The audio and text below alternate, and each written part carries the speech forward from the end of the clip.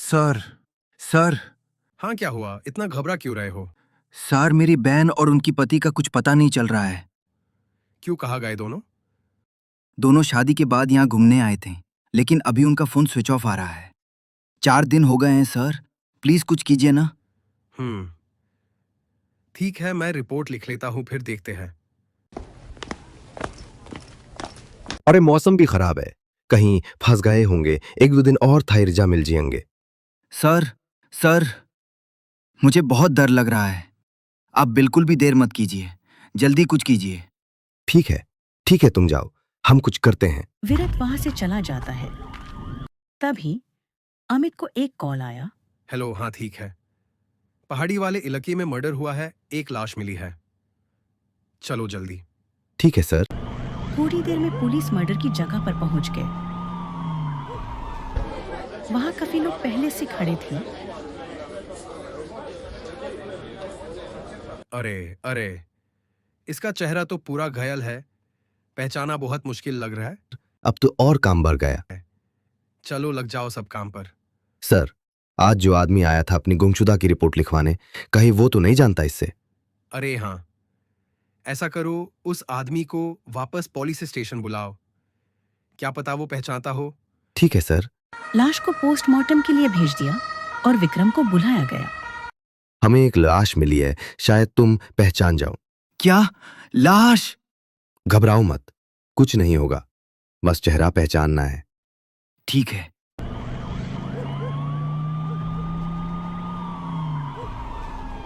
ये कैसे हो गया? ये कैसे हो गया? किसने किया? मेरी बहन कहाँ है, उसको ढूंढ दो प्लीज। मेरी बहन को बचा लीजिए प्लीज। विक्टिम के घर वालों को इन्फॉर्म कर दिया गया। मेरा बेटा बहुत अच्छा लड़का था, मेरी हर बात मानता था। किसने किया ये सब? आंटी जी, मैं आपके बेटे को वापस नहीं ला सकता हूँ, लेकिन मैं वादा करता हूँ उसे जरूर सजा मिलेगी। वैसे आपकी किसी से दुश्मनी थी क्या? नहीं, हमारी किसी से दुश्मनी नहीं थी। प्लीज अब मेरी बहू को तो बचा लीजिए। देखिए, हम आपकी बहू को ढूंढने की कोशिश कर रहे हैं।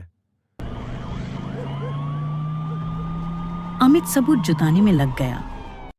मोहनलाल, क्या कहते हो?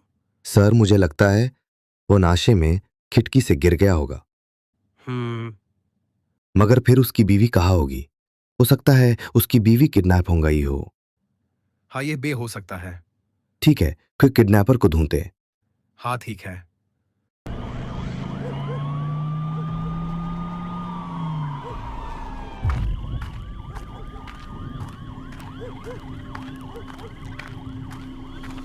मुझे सीसीटीवी फुटेज देखना है। सॉरी सर, हमें इसकी परमिशन नहीं है। हम पुलिस डिपार्टमेंट से है, एक मर्डर हुआ, विक्टिम लास्ट टाइम पर यही था। ओके सर, श्योर सर, अभी बताती हूँ।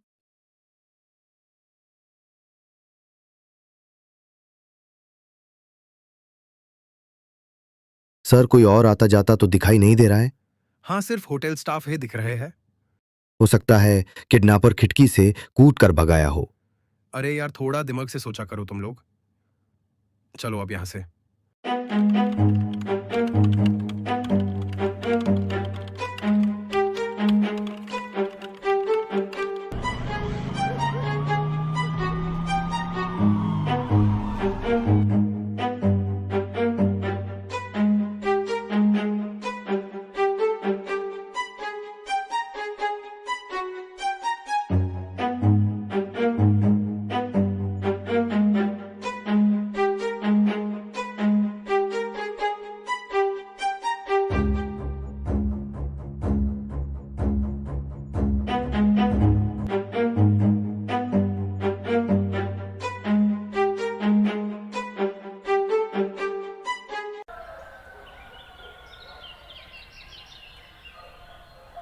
मोहनलाल, जल्दी चलो।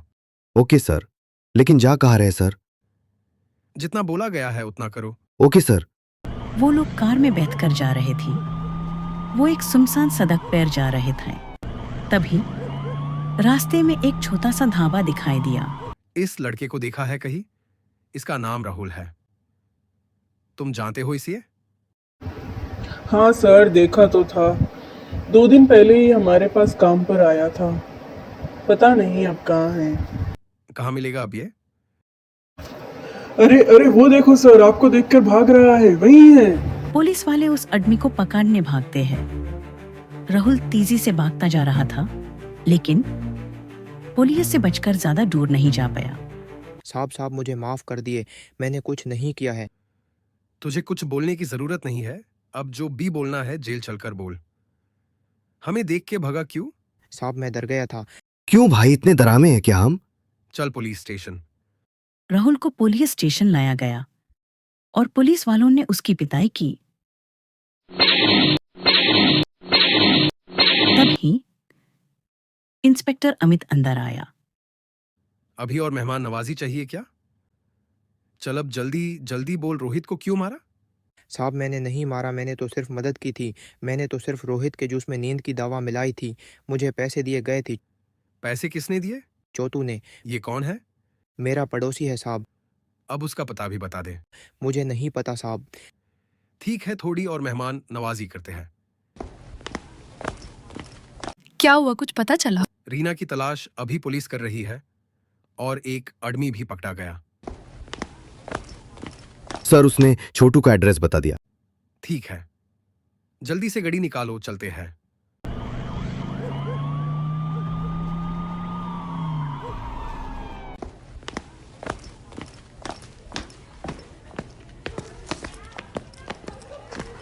चलो उठो मिस्टर छोटू, बहुत आराम कर लिए। उठाओ इसे। आप लोग कौन हैं? क्यों कपड़े देखकर नहीं समझ आ रहा है हम कौन हैं? रीना कहाँ है? को रीना साहब। जिस लड़की को किडनैप किया था वो कहाँ है? मैं नहीं जानता साहब। बताता है या पुलिस वाला ट्रीटमेंट चाहिए? बताता हूँ साहब, बताता हूँ। तूने उसे मारा तो नहीं? नहीं साहब, मैं तो उससे बहुत प्यार करता हूँ। मैंने उसे नहीं मारा। मैं रीना को बहुत चाहता था, पर रीना ने मुझे सिर्फ इस्तेमाल किया। उसने मुझे अपने पति को मारने के लिए 10 लाख रुपए दिए थे साहब। बोला कि मार के मेरे साथ चलेगी, मगर मुझे भी धोखा दे गई। भाग गई साहब, वो भागी, मुझे भी धोखा दे तो ये है पूरा मामला। हमें पागल बनाने की कोशिश मत कर। गई। नहीं साहब, मैं सच कह रहा हूँ। अगर तू उससे प्यार करता है और वो नहीं करती तो वो अपने पति को क्यों मरेगी? वो असल में किसी और को चाहती थी साहब। सच सच बोल। सच कह रहा हूँ, वो हृतिक को चाहती थी। उसके लिए मुझे भी कॉट के भाग गए। बोल कहाँ है वो अभी? मैं नहीं जानता साहब। चल अब पुलिस स्टेशन। इंस्पेक्टर अमित चोटू को ले जाकर जेल में बंद कर देता है। रात में इंस्पेक्टर अपने कमरे में बैठकर केस के बारे में ही सोच रहा था। उसने दीवार पर सभी सस्पेक्ट्स की फोटो लगाई हुई थी। वो अलग अलग डायरेक्शन से सोच रहा था। ऐसा क्या है जो मेरी पकड़ में नहीं आ रहा? तभी इंस्पेक्टर अमित को कॉल आया। हेलो, क्या बात कर रहे हो? ठीक है, मैं अभी आ रहा हूँ। सभी रेलवे स्टेशन पहुंचकर रीना को ढूंढने लग जाते हैं, लेकिन वहां कोई भी दिखाई नहीं देता है। मोहनलाल, खबर तो सही थी ना? यस सर, खबर तो सच्ची है ही, पर पता नहीं वो दिख क्यों नहीं रही। तभी उन्हें ट्रेन में कुछ गिरने की आवाज आए। रीना एक टेबल के नीचे छुपी हुई थी। अरे अरे अरे, खूनी दुल्हन रीना, आखिर मिल गई तुम। तेरा खेल खत्म। चलो पुलिस स्टेशन, फिर पूरी कहानी सुनाना। रीना को गिरफ्तार कर लिया और पुलिस स्टेशन लेकर गए। रीना को कस्टडी में ले लिया गया। उससे पूछताछ करने लगे। हाँ, मैंने ही मारा है रोहित को। पूछो जो पूछना है। अरे वाह, शाबाश। किसी का खून करके तुम्हें जरा भी अफसोस नहीं है? नहीं, मेरे पास दूसरा कोई ऑप्शन नहीं था। हृतिक और मैं एक दूसरे को पसंद करते थी। मैंने शादी से पहले अपने माँ पापा को भी बताया, मगर समाज के डर से उन्होंने मेरी शादी रोहित से करा दी।